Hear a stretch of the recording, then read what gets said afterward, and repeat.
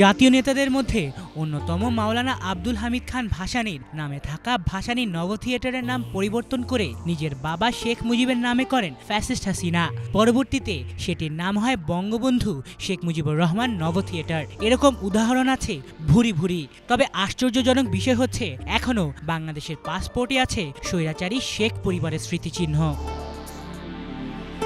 দেশে অবস্থিত শখানেক শিক্ষা প্রতিষ্ঠান ও স্থাপনা নিজের এবং শেখ মুজিবের নামে করেছিলেন হাসিনা। ৫ আগস্ট স্বৈরাচার আওয়ামী লীগ সরকার পতনের পর থেকে যেগুলোর নাম ধীরে ধীরে পরিবর্তন হচ্ছে, তবে এখনও বাংলাদেশের পাসপোর্ট থেকে মোছা হয়নি শেখ পরিবারের স্মৃতি। পাসপোর্টের ১২ এবং ১৩ নম্বর পৃষ্ঠায় এখনও আছে শেখ মুজিবের সমাধিস্থলের ছবি, যার ক্যাপশন বঙ্গবন্ধুর সমাধিসৌধ। পাসপোর্টের ৩০ এবং ৩১ নম্বর পৃষ্ঠায় আছে বঙ্গবন্ধু শেখ মুজিবুর রহমান নব থিয়েটার নামাঙ্কিত ছবি।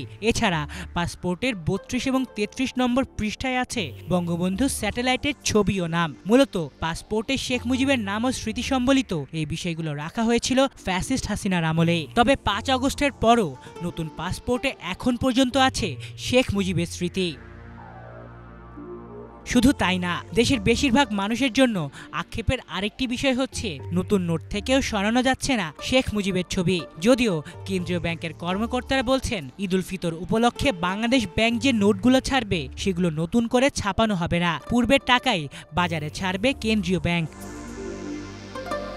এছাড়া বাংলাদেশ ব্যাংকের মুখপাত্র নির্বাহী পরিচালক আরিফ হোসেন খান দেশের একটি গণমাধ্যমকে জানিয়েছেন, কেন্দ্রীয় ব্যাংকের হাতে এই মুহূর্তে বিপুল পরিমাণ ছাপানো নোট রয়েছে। ছাপানো এই নোটগুলো বাতিল করলে বিপুল অঙ্কের অর্থের অপচয় হবে। কেন্দ্রীয় ব্যাংক এই অপচয় করতে চাচ্ছে না, এজন্য আগে ছাপানো নোটগুলোই ঈদুল ফিতর উপলক্ষে বাজারে ছাড়া হবে।